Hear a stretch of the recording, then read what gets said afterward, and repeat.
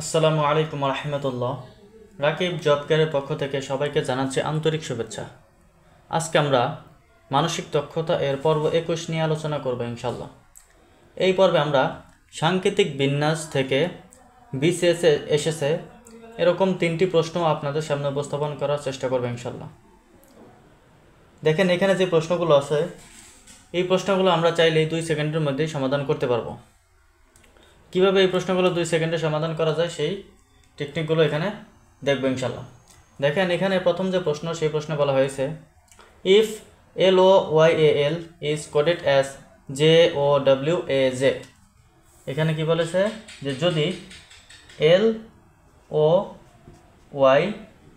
LOYAL সমান JOWAJ হয় তাহলে দেখেন দেন PRONE is coded as। তাহলে PRONE সমান কি হবে? যদি এইটা ইজ ইকুয়াল টু এটা হয় তাহলে PRONE সমান কি হবে? আমরা পর্বেই জেনে এসেছি যে এগুলো আমরা কিভাবে সলভ করব। দেখেন এখানকার প্রথম বর্ণ হচ্ছে L, এখানকার প্রথম বর্ণ হচ্ছে J। এখন আমরা দেখব L এবং J এর মধ্যে সম্পর্কটা কি। দেখেন এইখানে হচ্ছে L আর এইখানে আছে কি J। L এবং J এর মধ্যে সম্পর্ক কি? এই L এর একটা বর্ণের আগের বর্ণ, L এর একটা বর্ণের আগের বর্ণ হচ্ছে কি J। তার মানে এইখানে আছে কি P, এটি হচ্ছে কি প্রথম বর্ণ। এইখানকার প্রথম বর্ণটি হবে যে এই P এর একটা বর্ণের আগের বর্ণ, একটা বর্ণের আগের বর্ণ হচ্ছে কি N। তার মানে এখানকার প্রথম বর্ণ হবে N। তাহলে এখানে আমরা দেখব প্রথমে আমরা প্রশ্ন দিকে তাকাবো। দেখেন এখানে ক নম্বরে প্রথম বর্ণ N নাই, তার মানে এটা কাটা।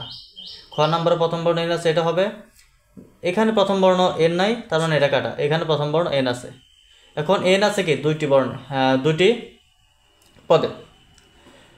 এখন এরপর দেখেন এই দুইটার মধ্যে এইখানে R আছে, এইখানে R আছে, এইখানে M আছে, এইখানে M আছে, এইখানে N আছে, এইখানে N আছে।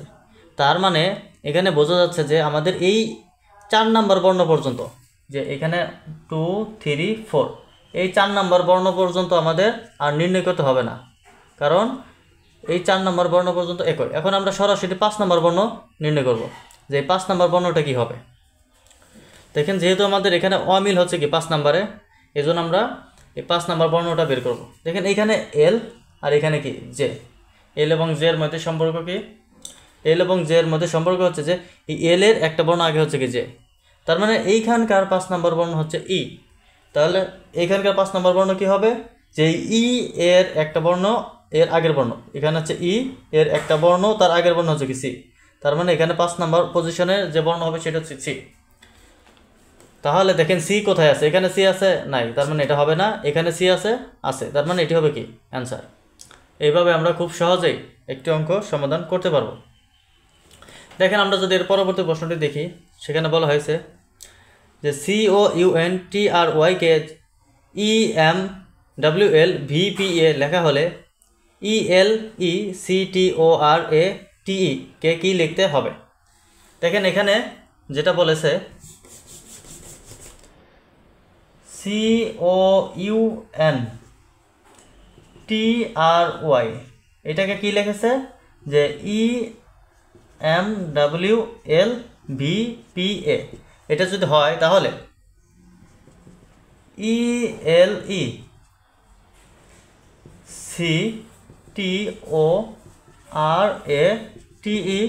সমান কি লেখা যাবে? এখানে আমরা তাই করবো। দেখেন এখানকার প্রথম বর্ণ হচ্ছে C, 1 নম্বর বর্ণ। এখানকার 1 নম্বর বর্ণ হচ্ছে E। দেখেন এই C এবং E এর মধ্যে সম্পর্ক কি? এখানকার C, এই C এর একটা বর্ণ পরে হচ্ছে কি E, C এর একটা বর্ণ পরে হচ্ছে E। তার মানে এইখানকার প্রথম বর্ণ হচ্ছে E, এখানকার প্রথম বর্ণ হবে এই E এর একটা বর্ণ পর, E হচ্ছে এখানে এর একটা বর্ণ পর হচ্ছে কি G। তার মানে এখানকার প্রথম বর্ণ হবে G। এখন আমরা অপশন চেক করব। দেখেন এখানে প্রথম বর্ণ G নাই, তার মানে এটা কাটা। প্রথম বর্ণ G নাই, তার মানে এটা কাটা। প্রথম বর্ণ G নাই, তার মানে এটা কাটা। এখানে দেখেন প্রথম বর্ণ G আছে, তার মানে অ্যান্সার হবে কি এটি। দেখেন কত বড় একটা প্রশ্ন, অথচ আমাদের 2 সেকেন্ডের মাধ্যমে কি আমরা এটা সমাধান করতে পারবো। এখানে আমাদের কি সম্পূর্ণ দেখেন এখানে বর্ণ আছে কয়টা 1 2 3 4 5 6 7 8 9 10। এখন আপনি যদি এই 10টি বর্ণ যদি খুঁজে বের করতে চান তাহলে কিন্তু আপনার অনেক দীর্ঘ একটা সময়ের ব্যাপার। আর আপনি যদি প্রথম বর্ণটা বের করে যদি অপশন চেক করেন, এরপর দ্বিতীয় বর্ণ যদি বের করে অপশন চেক করেন, তাহলে কিন্তু খুব সহজেই অ্যান্সারটা পেয়ে যাবেন।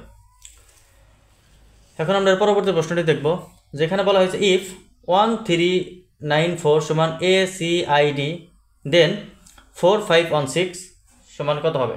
এখানে কি আছে যে 1394 সমান কি দেওয়া আছে ACID, তাহলে 4516 সমান কি হবে? দেখেন